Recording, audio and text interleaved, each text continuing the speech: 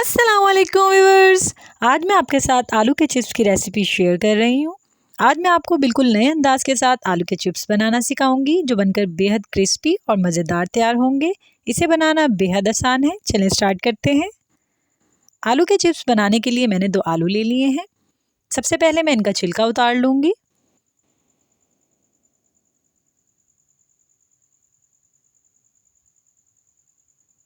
आलू का छिलका उतर गया है। आलू मैंने मीडियम साइज़ का लिया है। अगर आप आलू बड़े साइज़ का लें तो उसे ऐसे रख कर काटिएगा। ये मीडियम साइज़ का है तो मैं इसको ऐसे काटूंगी ताकि इसके बड़े बड़े स्लाइसेस उतरें। इस तरह से बारीक बारीक स्लाइसेस काट लिएगा, ना बहुत ज़्यादा मोटे हों ना बहुत ज़्यादा पतले हों। ये सारे स्लाइसेस मैंने काट लिए हैं। अब हम अपने आलूओं को मसाला लगा लेते हैं ताकि ये बहुत ज़्यादा टेस्टी बने। सारे आलू मैंने एक बाउल में डाल दिए हैं और इसके ऊपर एक छन्नी रख ली है। इसमें मैं 2 चम्मच मैदा डाल दूंगी और 1 चम्मच मैं इसमें डालूंगी कॉर्नफ्लावर का। मैदे और कॉर्नफ्लावर से ये बहुत ज़्यादा क्रिस्पी बनेंगे और जब आप इसे फ्राई करेंगे तो ये काले भी नहीं होंगे। ये सारा मैंने छान लिया है इसके अंदर। अब मैं इसमें स्पाइसेस ऐड कर देती हूँ। 1/2 टीस्पून मैंने इसमें डाला है सुर्ख लाल मिर्च का। 1/4 टीस्पून से भी कम मैं इसमें नमक डालूंगी। आप अपने टेस्ट के मुताबिक कम या ज़्यादा कर लिएगा। कुटा हुआ ज़ीरा और कुटा हुआ धनिया मैंने लिया है आधा चम्मच। दोनों को मिक्स कर लिया है। अब इन्हें हम मिक्स कर लेंगे। पहले इस तरह से सारे मिक्स कर लिएगा। ये सारे मिक्स हो गए हैं। पानी आपने इसके अंदर एक साथ सारा नहीं डालना है, थोड़ा सा डालना है कि कॉर्नफ्लावर और मैदा इस पे चिपक जाए, बहे नहीं। ये थोड़ा सा पानी मैंने इसके अंदर डाला है।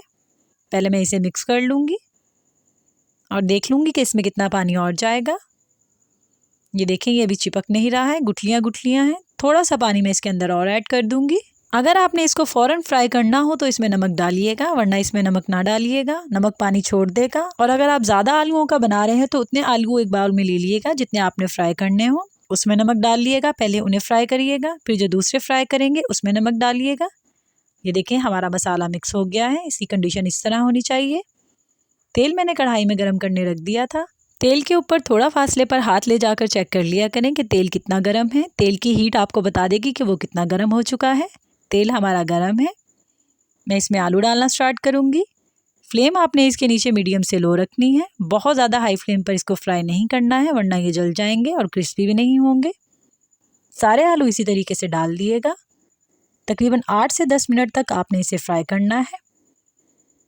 ये देखें, 5 मिनट गुजर चुके हैं इन्हें फ्राई होते हुए। अब मैं इनकी साइड चेंज कर दूँगी।